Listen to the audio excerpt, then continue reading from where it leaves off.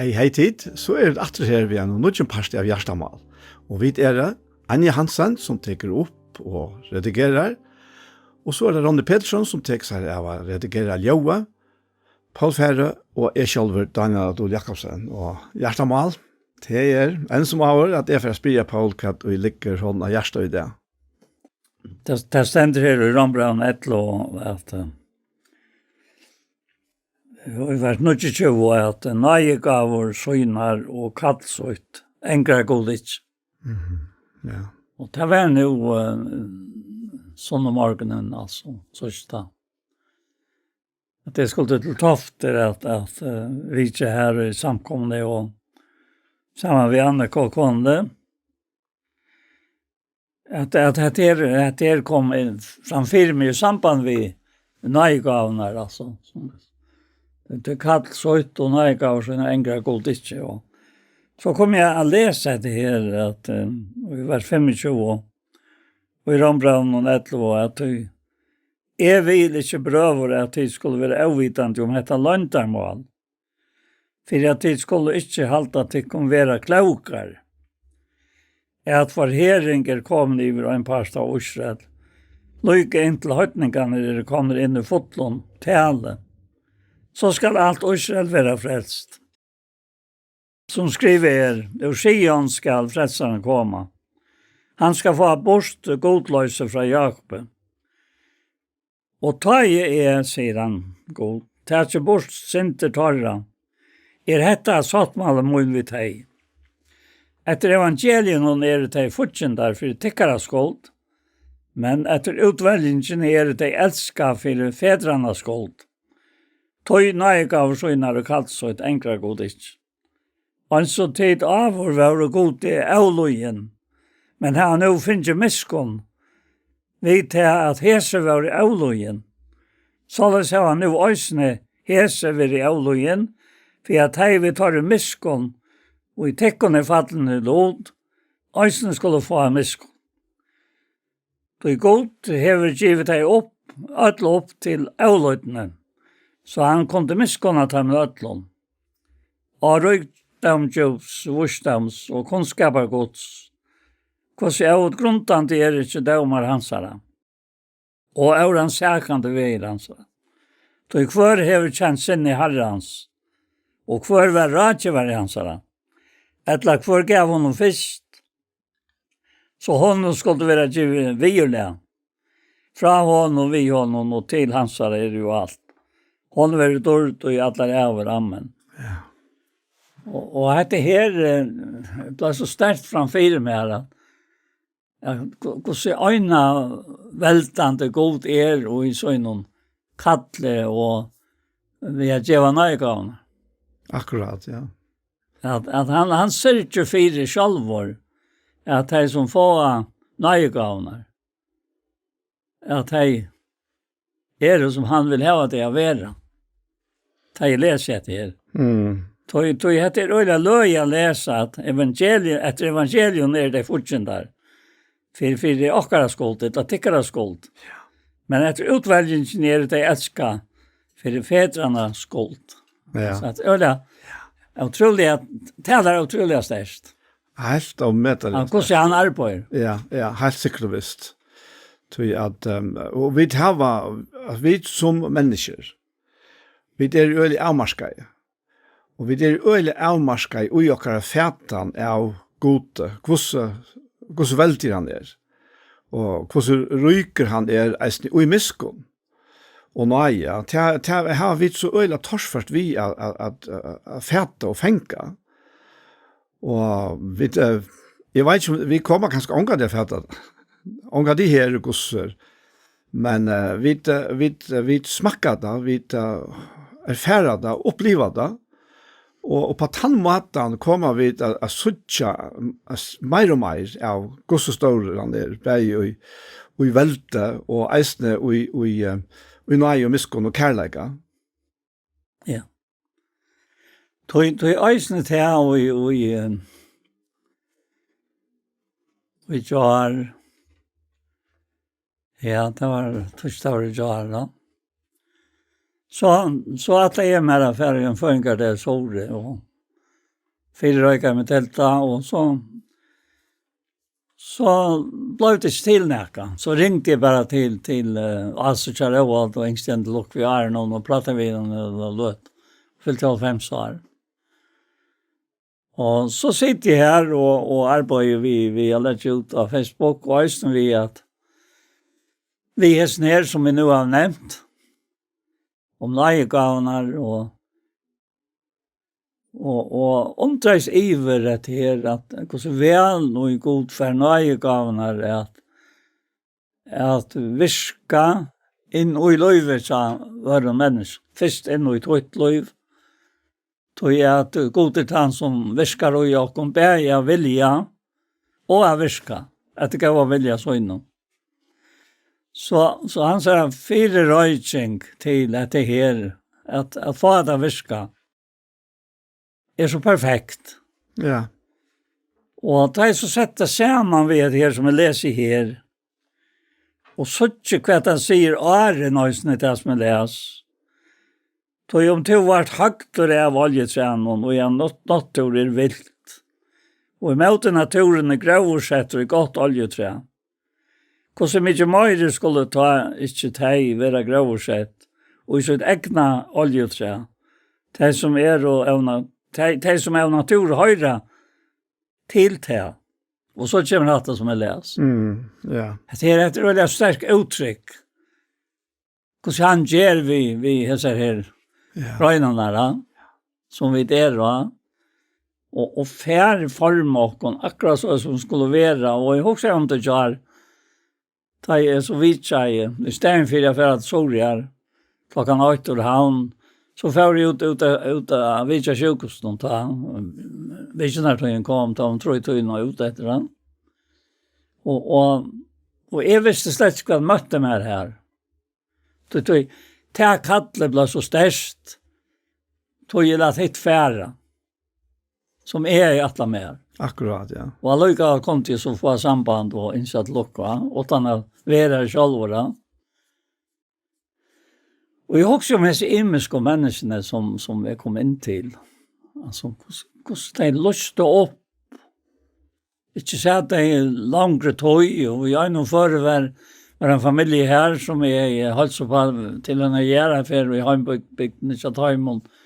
Och det är näka så igen och det är centrum ingrené och så tar motöka som var.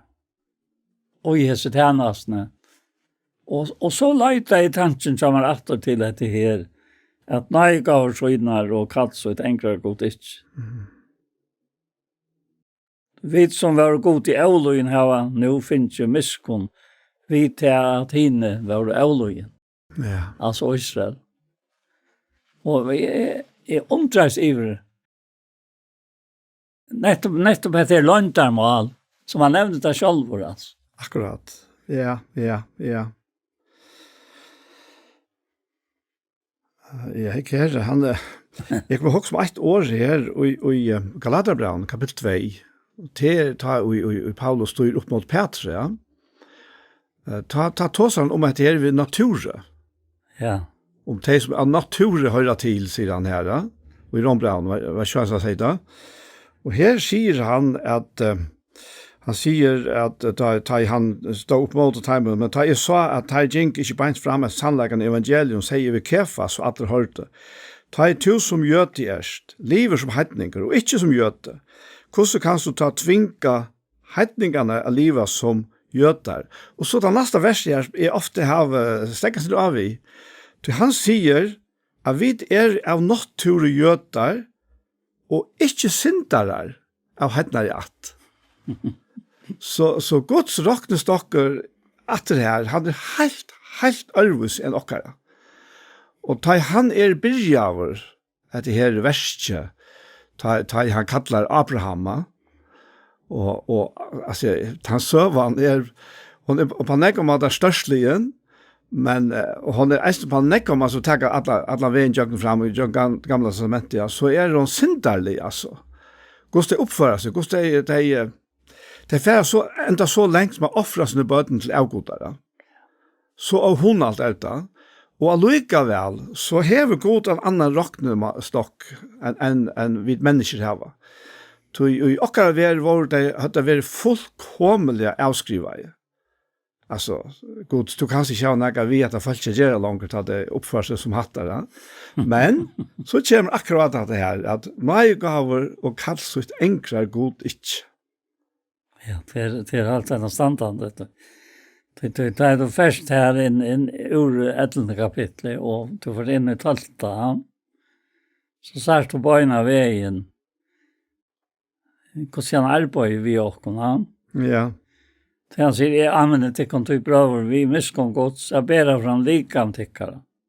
Som livande höjlar god och damlet offer. Heter antaliga godstiskan tickare. Og ber det ikke som enda alt når vi er omskapt. Vi ender noe som sinnestikkere, så at de kan røyne hva vilje gå ser. Hitt gauva, og damlige, og folkkamla.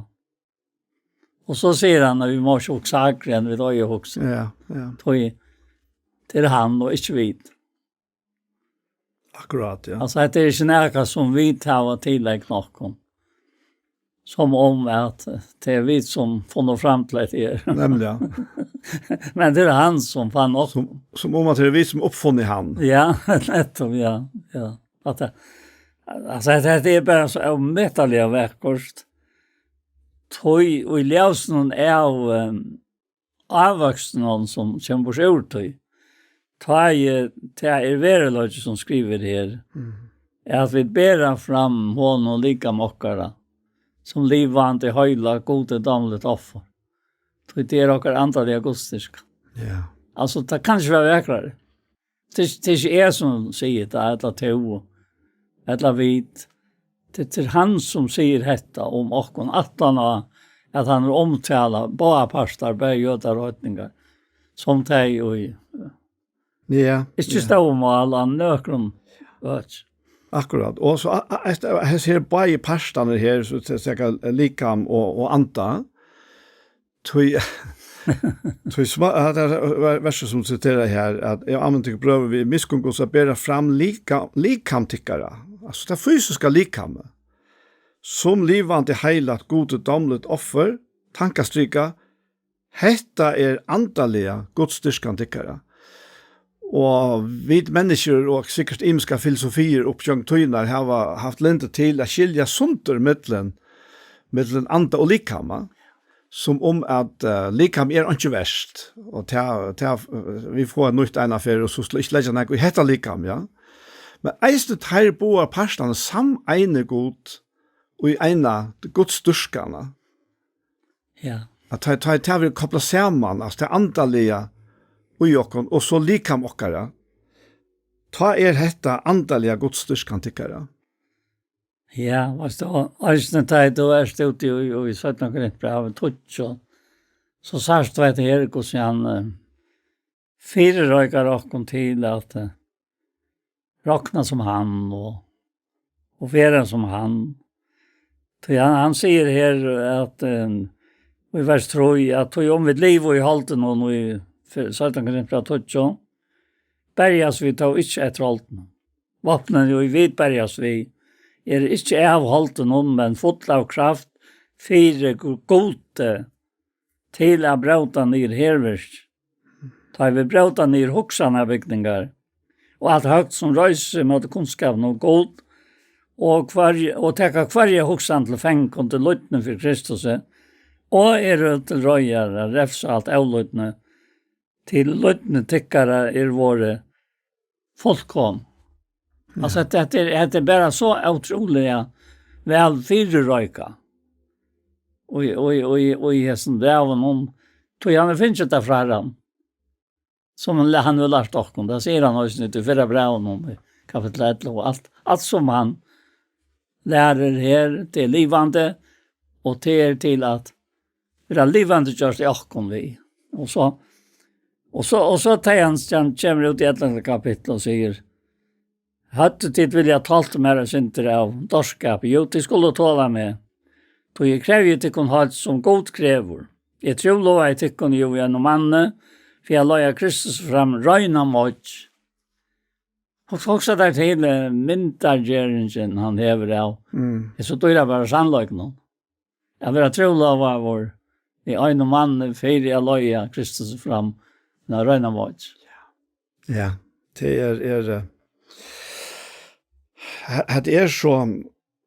är så sterk taleisne. Att det är inte löje att han säger att han vill ha talt med sin radorskap. Ja. Tror att vi har ganska ofta torsfors vi att vara klar iver till att vi är i tjockräkna. At han eier första ratten til okkorna. Men han kräver han ikke på at han matan at han tvinkar okkon. Vi må själva välja, og det skal ikke være et norslevel, men et kærleksvel. Og at hatta her ganger opp og en hakri eint, ta det fullkomne, ja. Det som man for så eisne sier her, ja, at nej, det var ju hinon här med tos om att ta tankarna till fänka. Ja. Inte lutne tycker är vår fullkom, ja. Och det är ju processen som vi lever i, ja. Och han ger inte upp. Han ängrar inte. Han släpper omgående i ändan. Så att vi stannar hjälparsläs efter och ha det väl uppe på det så som människans tankegång där. Ja. Men han blev vi. Ja, och hetta vi tog ju med svarta ett land vi tog ju avlyttna som alltid vill vara till stigar.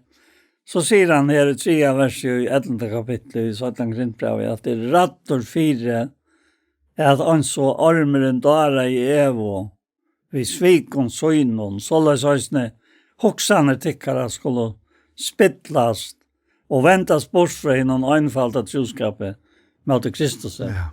Och särskilt hatt det över jag talar till mig så så ofta tar och samtalen fäller in och ett antal det och man är hot till att du kan som att en vad i annor och säger atlanna som Herren häver vi där och vi med att ta backa alltså det klarar inte mal bruk att det stäm för det att hålla det över antalet att hålla sig själv en öliga vanliga så ser goda motsatt och i Kristus och han malbunden så otroliga röjnor och verkor till lika som det klackar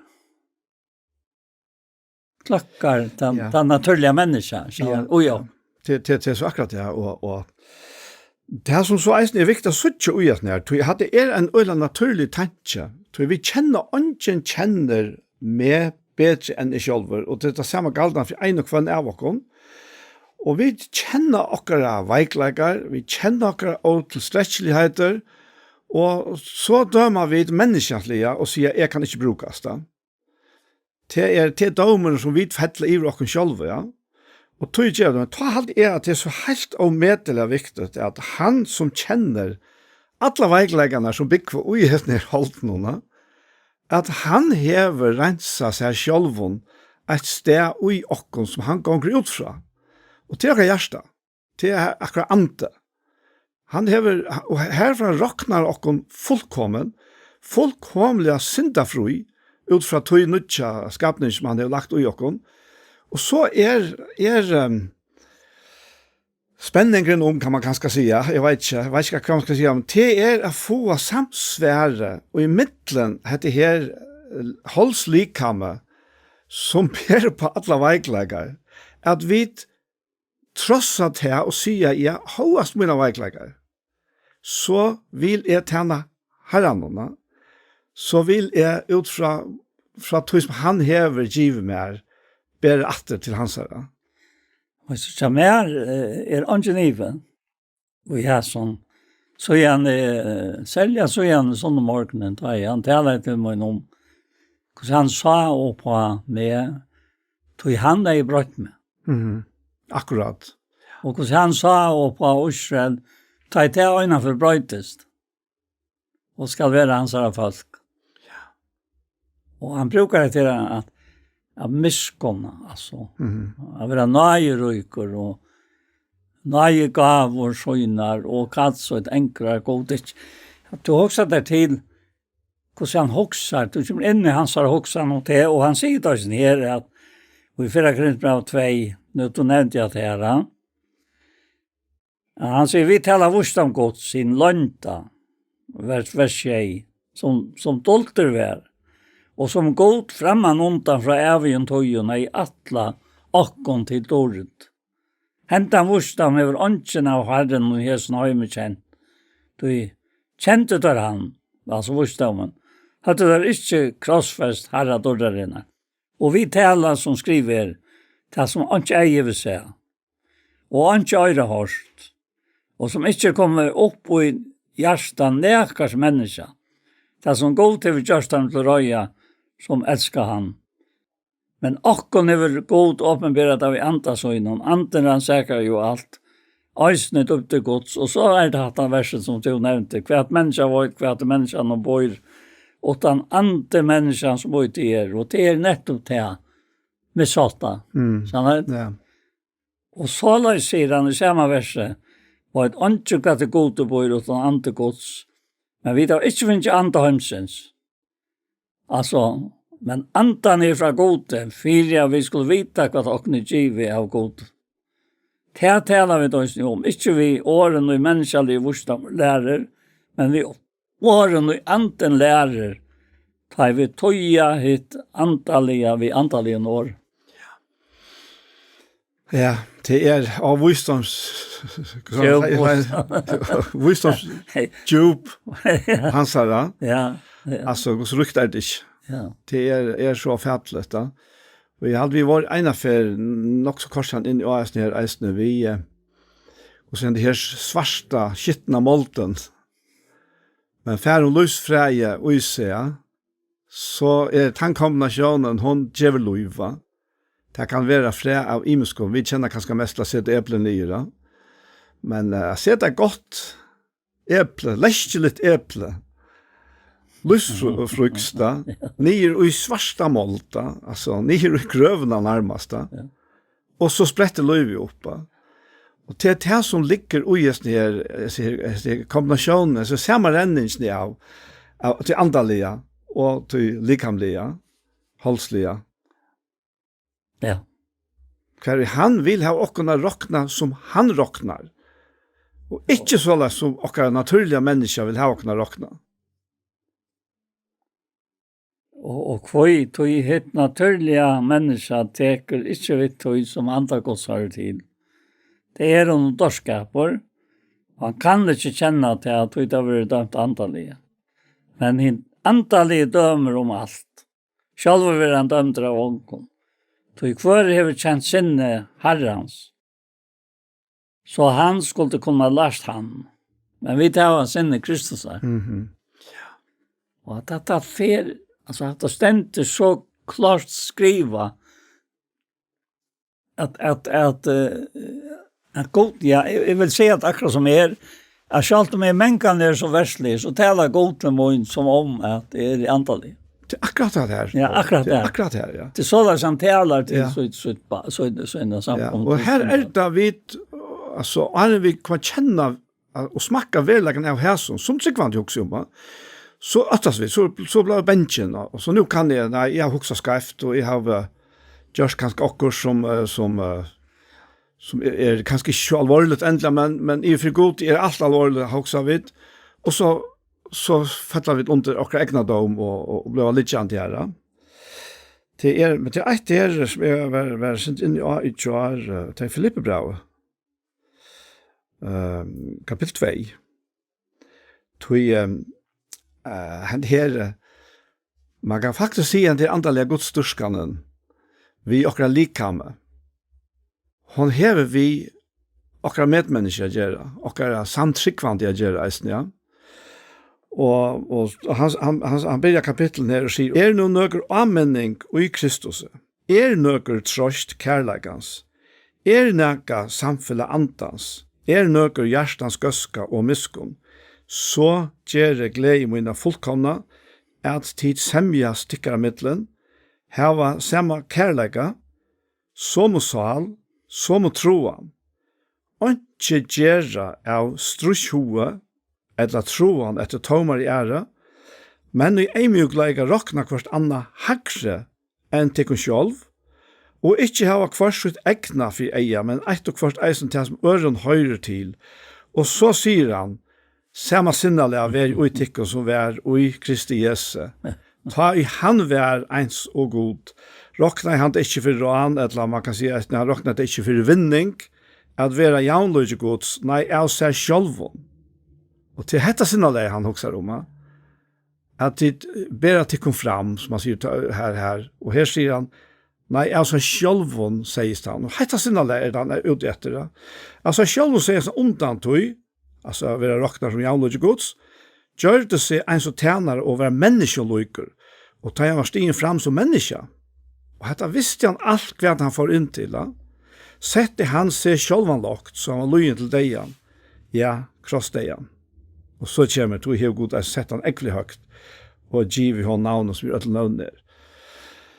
Og ja, hette er det, Paul. Jeg er alle med her, vi får til å gjøre for jeg en tog så igjen, og jeg var vidt til å begynne til å gjøre for henne, og så var en tale, og så var det tvei ammebad tjejhetsare som fotografer, som skulle se henne om ammena. Og dranger var den 4, og jenta var den 17. Og hentan jenta var så omhoksen, og gav i ammesøyne at han lagt mest til at amman gømt av brev i Bibelen, som hun finnes fra en vinkvån. Som var, ganske nek i alt vi henne. Og med og hon som det var deg og hatt å vidtjene. Og så hun skrivet henne et brev.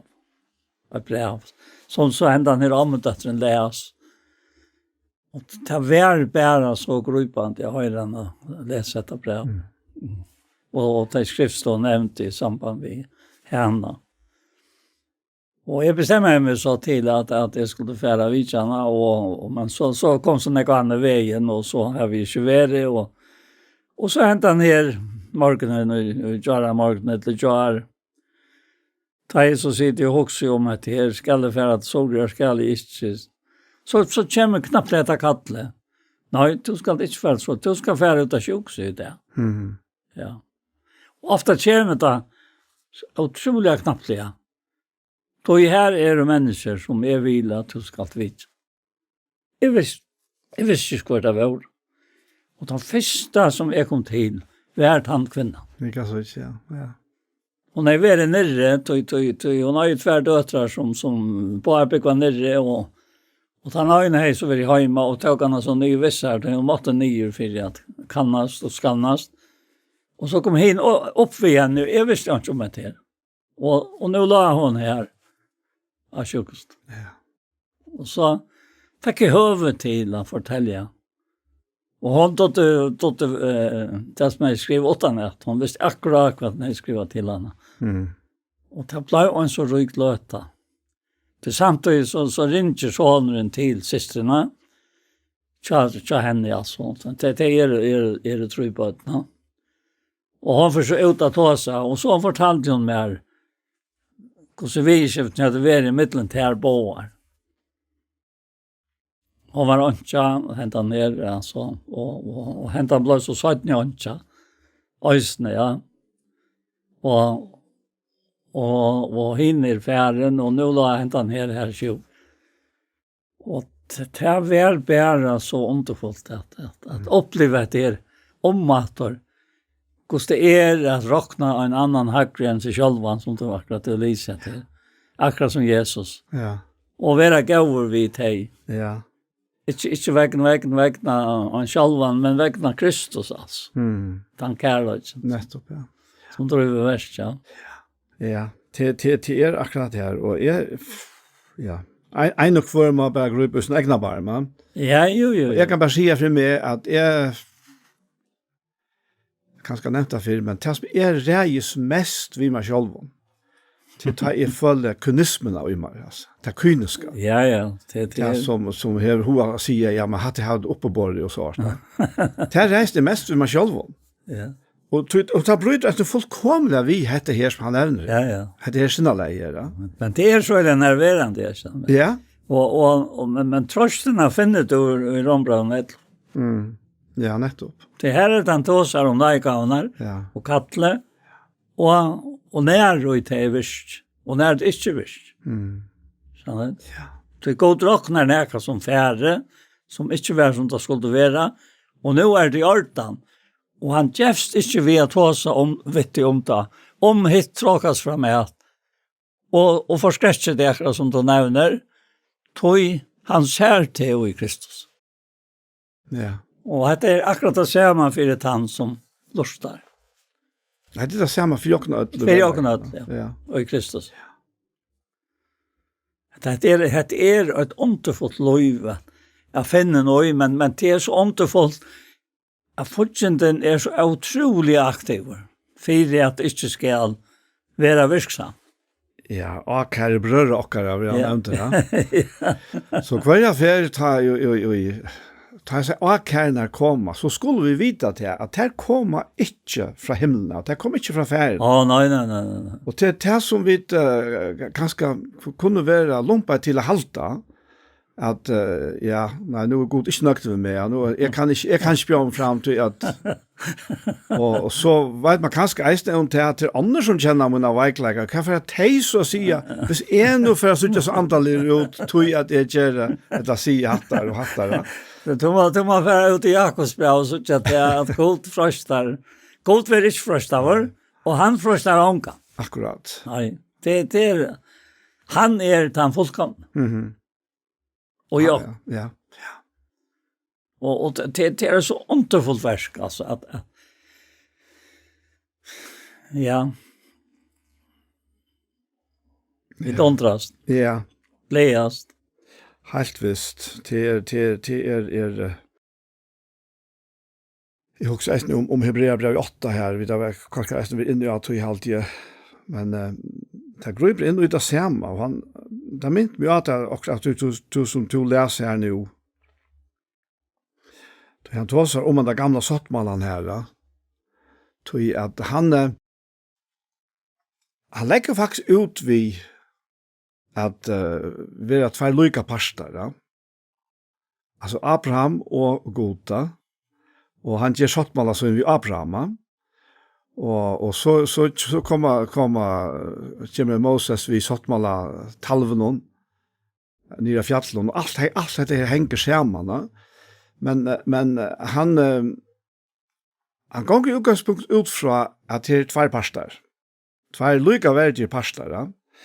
Men han säger här om den gamla sottmalan att det är ju lastande år han talar till här att han säger det komma, säger Herren, ta jag ska göra nutjan sottmala vid hus Israels och hus Juda. Ikke sottmala som han gjørte vi fedrar tarra at han det tog I håndtarra at leie tar ut av Egyptalandet, kvui jo tog teir var ikke verande og I sottmala munnen, og I leien ikke sier Herren. Nei, hetta sottmala jeg skal gjøre vi hus Israels etter tar det Og vi hus Israels her, det Jesus Kristus, hans egne soner som han gjør sottmala vi igjen, sier Herren, jeg skal legge lov mine skinnet her, jeg skal skrive til gjørstet her, jeg skal være god her, og til å være folk mot. De skal ikke lære hver nastasøyn og hver brøversøyn og sige, kjenn Herren, til å kjenne meg fra en minste, middelen herre, til den største. Til jeg skal være avrettvist herre nøyevår, og ikke langer minne sintet herre. Og så legger han seg at han sier nødjan, her han dømt I fyrre av det gamle. Men det som gammalt var eldest tatt via kvarva. Ja. Tøy det Jesus her, så står han tøytning for okken. Jesus Kristus, Guds sonner. Tøy han kom og gjør det nødjan sottmala, og I søgnet blå, ja. Fast det var tøy brevbrand tøtja. Ja. Tøy han gjør hentan sottmala vi okken, ja. Som høytningar og... Ja. Och det som man tänker ut av göt någon idé att vara så är det bara att samma som vita. Så säger han här att och i Tutcho Hebreerbrevet han säger vi var första han tog vi en offre häver han vi alla görs det fullkommen som halka vera. Det har vittnar oss när det anten fyrre och hon tog efter att han har sagt hette sottmalen ska göra vi tej efter tar det är alltså det är som var och Israel. Säger Herren, jag ska lägga lovor moinar och görstotarra. Vi ska skriva att det är sinnetarra. Och sinnetarra lovtorra ska det inte minnas att. Men här som fyrirgeving fyret hei, ikke langkor offer for sint. Akkurat. Vi til at vi nå prøver og blev ved Jesus her, og der vi har vært inne i halvdagen. Som han vukte akkur nødjan og livande ved til noen forrenge til å holde hans her. Og vi til at vi tar stauran prest i huset gods, så lät jeg kunne støya fram vi sann og hjärsta. Vi fotlare troar visso. Vi hjärsten og rønse er fra rinkar samvisk. Og likamon og tvåa er vi røgn og vatten. Og lät jeg okkur alt er visliga fast vi jotting vånar okkara, til han er trofastor som gav lyft. Altså alt er så trygt. Ja. Og det kan ikke brøytast. Og det er lika mykje hvordan at vøyker og venter, det kan ikke brøytast. Nei. Og akkurat det som han faktisk avslører i sånne her versene som du leser akkurat nå, det viser akkurat det at vi kunne ha grunn til at være sturen om oss selv. Men alt det som han så viser, det bygger ikke av oss. Det bygger bare av han. Her er han, ja. Så sier han at vi nå prøver og blåve Jesus her var dyrve, at fer inn i helsedommen. så det altså og det er det som vi ikke vi har så sendingen noen her altså, at vi hele andres hjelp at det her året vi leder opp 4 mennesker så at det blir til liv i hver enkelt av oss altså. Ikke bare lag utan at last nei, slett ikke. Men livande liv som kommer fra Herren selv. Og han kan bruke alt sitt år bruker han til at tale til mennesker. Ja, otroligt. Ja, jeg husker om at her, Paul, vi Paulus, ja. Så at han bliver det her døme som er faktisk som fer iver boa skottmallarna, ja. Han var jo fötter under det gamla skottmallan og han var opplærd og vaks opp under öllum tøy. Og han gav seg fullt og helt til at tjene gode etter til gamle sottmallan. Og han var så ikke vitande om at ta og Jesus sier til her kvalitet vi lærersveien og så at Jesus gjør en mye sottmalla vi god. Og sønn og blå, som så brøyder alt da. Og det er alltid nok sant at man så tåser om her i Galaterbraun her da. Hver vi suttja faktisk til at ta ui nægre kommer fra Jakob til helt Antiokia, så for Peter er ivast. Og jeg mener, Peter var jo ikke hver som helst. Han var jo han som Jesus har sagt vi at av her som klette skal det bytja samkommo inna. Og vi kjenner jo alle søvn om Peter, men vi kjenner eiskos han stender fram av kvitsundet, sammen vi hinona. Samma vi hinn 11, og er fotler av nøy og kraft og talar, men så ganger årene, og så kommer til li her alt tog. Altså, og til tog jeg vid og tog og fullkomne enn. Vi ikke kommet til himmels enda, og enn hever slankan ur Urstagardon. Sånn ekne likna bløver vi, at jeg hever god og sagt, og det så jeg som mener til, og skal det nå skilja så på hantamaten, og så det kommer så her fra Jakob, som ikke har skilt hva Jakob mener vi. Så det så ikke vi tar det så færre til enda funten i Apostelsøen 15. Jakob vet hva det dreier seg om. Men det er ikke skilt da. Og det er så kommer vi till gamla sottmalan och säger, ja men han ska ju eisene alltså överhaltas då. Och det var ju utgångspunkten om möjligt. Du kan inte ha två sottmalar körande i senna. Men Peter fer att ivast. Han fer faktiskt att vinkla här. Men nästan här Paulus som ja, han har inte haft det nøye fylst vid Jesus, ta Jesus gick här likamliga, och till hej Peter da. Men han har haft det så väldigt åpenberingsna fra beinleis fra himmelen og fra Jesus, som har forklaret evangeliet. Og her det der så, og han sier her, jeg leser her fra første verset i kapittel 2, han forklarer fra søvnen, her, 14 år siden for oss atter ned til Jerusalem, vi Barnabasse, og tok eisne Titus vi, jeg får her et åpenbering, og jeg leier framfor det her særlig finne mest omhyllende evangeliet, som jeg prater ikke mellom heitningene, jeg måtte renne etter her rundt til ønskes. Men, enta ikke Titus, som vimmar vær, og som vær gritje, altså han var ikke gjøte, vær tvinga vår å lete seg omkjøre. Jeg mener, for jeg etterlykker hinnom falske brøren, vi hadde snukt seg inn og lure etter frelse i okkara, som vi hava i Kristi Jesus, så teir kunne gjøre okkon til træler. Og så sier han, at for teimon viker vi ikke så mye som ein tøyma og etterlete, kvui, jo for at sannleggen og evangelien kunne standa faster tja tikkum. Så det kunne nesten gjøre så at Paulus han bare huksa om seg selv. Så kunne han kanskje ha gjort det samme som Peter. Og hver var det vidt så i det.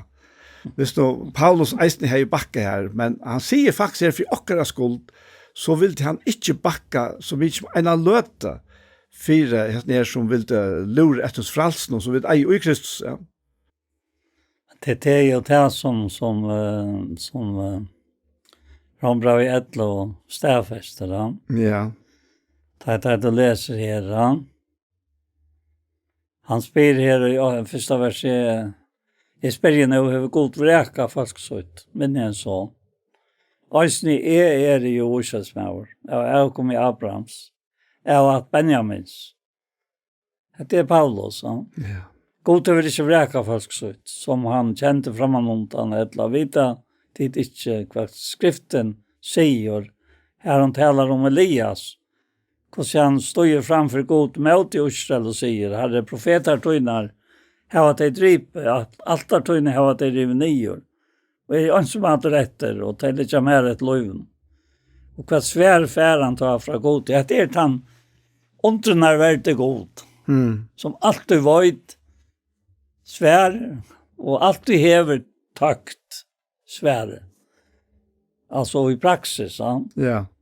Då han säger här, och kvärt svär fär Elias tar från god. Jag har lagt 2000 män vara efter till moin, tar du inte ha bort ner för bal. Så läser ösnen i tøyene som nu var en lavt efter. Ett nöje urväl. Men det av nöje så det inte långt av värskom. Annars var nöjen inte nöje långt. Hva så ta? Det som Israel løytar efter, det ikke finnes. Men hine utvalgte har finnes det. Hine vår herd, som skriver god gav dem svevnanta, eio til ikke sutja vi, og øyre til ikke høyre vi, lyka inntil hendande, og til hendande, og ikke langer. Og så kommer det som nu kaltant. Ja. Och man säger att det alltså det är kapitlen på en måte blev livande för mig att han brötte allt i min liv. Hvis ikke jeg lyser svære til, og anten livande gjør det for meg, så er jeg veldig lykke avvitande et eller annet. Avtrykkvande. Ja. Og pluster. Og pluster og alle måter. Ja. Det Jobb sier her i 88 at øttas herren vursdom, sier han. Og han legger til at skutset ytla til vita. Og hvis ikke bærer stå, så var det som om jeg kom i jøgnet til. Tog jeg at det særene vursdamer, og hvordan var det å varve i vursdamen så gode, det vi har skuttet det ytla. Akkurat. Det her finner du akkurat, det som er som strøyast om oss. Ja. Ja, det är helt fantastiskt. Alltså det som faktiskt är så ölla spännande visning. Det är det som Paulus säger här i 4 Korint 13, att vi söker brott. Alltså det fullkomna är inte uppenbara för oss. Och vi skiljer ju i brotten, men de brottene som vi söker och som vi skiljer, de är helt fantastiskt. Och han säger här jag tänkte ästen på att här vi kopplar till samma vid det som man säger i 2 Korint och i kapitel 2 här som vi öl ofta vill in i ja. Det är också om sig här tossa Jan om sig här sövna till Israel. Gosse störstlig bäge kunde vara, men gosse sinterlig att vara. Och han tar tossar om bal här. Ta vart det nettopp en sig här offringarna av bötterna som var särpräka vid bala och Moloch och allt det. Och det är helt avhånalligt. Helt avhånalligt. Att detta fallet som hejen så väldiga söva kunde färra så längt från herrarna. Och det här är själva som fortäller oss det alltså det är inte futjindarna till Israel som fortäljer till det här är själva som fortäller allt det där. Och man undras då ja men hur så kan hända här mynten som Gud har outjust att vi ska skapa människor i mynt och i boilad och hur kan hon suggest ta vi nu hette här utvalda falske för det allra mesta svykere. Och ta också om här i 3 kapitel i 2 Korinta, det ändrar vi ja. Och han säger att och Herren är anden. Och här som ande Herrens är frälse. Men öll vid som vi ångår för anledning avspegla dörd Herrens vera eller bliva ombrott till så moment fra dörd till dörd som fra Herren och er anden. Så ta nu allt det människansliga allite svajka. Allt det som hej vi den gamla sortmannen, allt Israels folk och allt det. Och ta Israels folk inte klara det, så skulle vi som hedningar klara det. En minne, ja. Utan nettopp hesne sannleggen som han säger här i Rombrannarna, vi är högt av till vittla oljekvisten och sett in utan goa träja. Och på tann och det här tossar han egentligen eisning om till andans löve. Han tossar om vintra i greinarna i hans 15. Utan mer kontent att inte göra. Ja. Och det här att ande Herrans är frälse. Ja. Och vi anda Herrans och vi som frälser någon så ver han det här mynten som han sett sig fyr uppronaliga så ver han fullkommen. Tog hon grunda av han och inte av näka till oss. Alltså jag må vänta efter till ett lov där han säger till att han har det som är läs att god gav han svärnanta är ju till inte så vi vers 8. Och öre till inte att höra vi lycka till hämta det. David säger ju att bort har varit om snärra fettla avstått och efter löning. Ej tar blindest och så tar suttje och bak allt och rik torra. Och så spyr han äka. Som är följer må läsa här vid det. Jag spyr nu här var det snava fyra fattla. Men en så nöj vi fattla torra frälsan kommit till höjtningarna. För att detta skulle väsa teg till allvara. Och det är nettopp akkurat det som händer i samband med Israel. Det är sådär att frälsan fall höjtningarna lovd. Det var först jötar och så var det Samaria, samverjar och så får det till höjtningarna och jag påstår så, ja. Enda gärarna. Ja, enda gärarna, känner jag. Och tog säger han här i vers 13. Att till tyckare talje till höjtningar, så satt som i höjtningapostel, pröjs i empat och mojnon. Om ett tag kunde vakt att mojna etter alt noen til alvar og frels nøkra tøym. Då det heimen noen sattar gjer at heir veka. Kvært verur til at ta åttan loiv av deia, ta i vera fagn.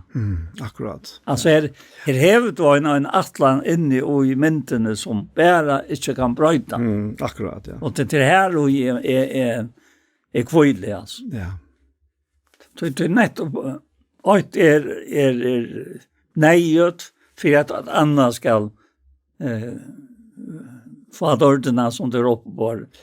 Og så hetta som ikke er vet at det er oppe på det, nå får det være teg som får det dård.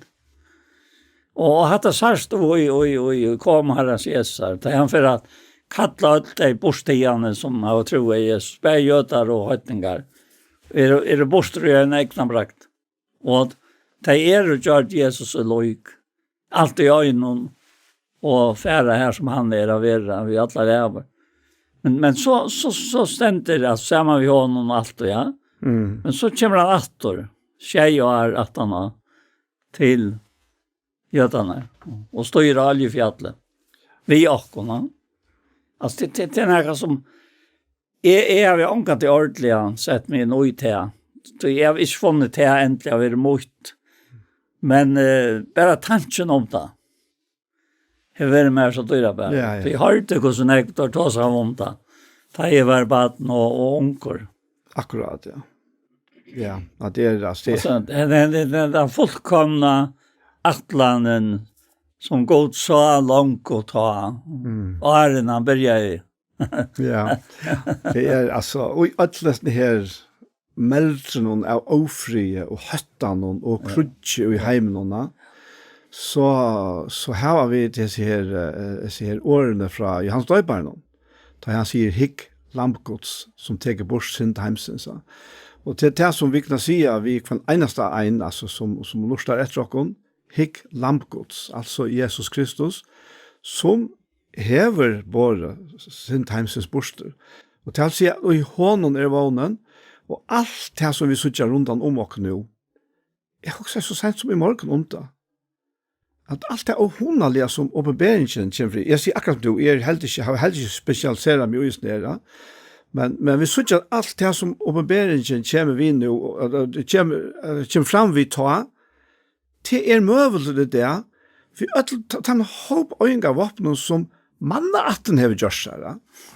Dette var omøvelig å skilja for enda under 100 år så igjen, ja. Altså, åpenberingen kunne slett ikke, altså, og i det, her sånne ting som ganger ut for en og åkene, men hun enda godt. Hun enda godt. Nå sa jeg noe himmel, og noe jeg gjør, ja. Her rettvise bor. Ja, nettopp. Og det nækker her sin heimeren hungrar og skrutjer etter, så det rettvis. Det vi her som vi alle nøren, at det og i Guds hånd, altså. Ja. Det ikke slett leist, altså.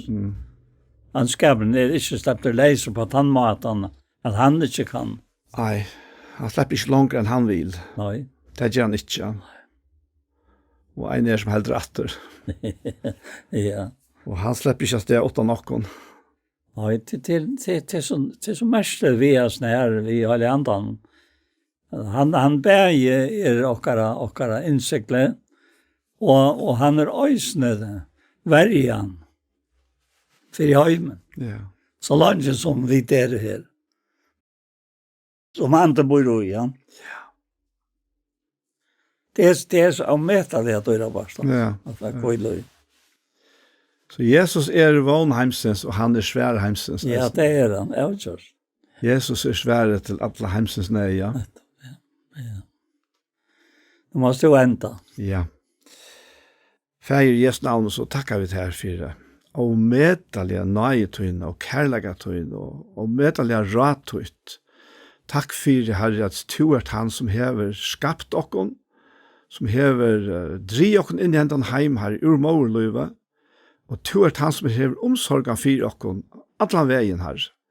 Takkje der fær i himmelen for frelsene som du har givet okkon vid hun elsker jeg sånne Jesus Kristi. Takkje der Herre Jesus fire, at du sjálvviljer valgte jeg komme for å gjøre tutt liv for okkara liv her. Takk for det her. Takk der for her at alle mennesker eier lot i Jesus, for eneste ein kan velge hetta til og si takk for hese underfulle frelse som du har givet her. Det er prøyst der for her. Takk der for ditt egne år, som livande og har kraft her, og som fer i jøkkenen. Her er bare prøyst der for her at nøyetøyen, vi hele andan, vi åretøyen, og eisne i hese løte som vi da har sammen, skal være mennesken til sikning, for tøyt navn skuld her. Her vi var sikna kvann annan og tøyne navnet, og vi var sikna land og folk okkara, eisne i samme navnet. Amen. Så var hesen pastor av hjertemål kommet enda, og vi færre at takka for okkon for hesefer, og vi Anja Hansen som teker opp og klipper og redigerer sett sammen, og så det Ronny Pettersson som teker seg av Aljo og blir så godt som Gjørlet, Paul Færre og jeg selv, Daniel Adol Jakobsen. Tusen takk for hesefer. Og la meg legge at pastor av hjertemål som her var vært, kan du finne av YouTube og Iktus Sjånvarsp. Og hesten her parsten kommer eisner å ha lagt ut her, og han kommer eisner å ha sendt av Kristelig Kringvarsp. Så en annen fer, tusen takk for hesefer.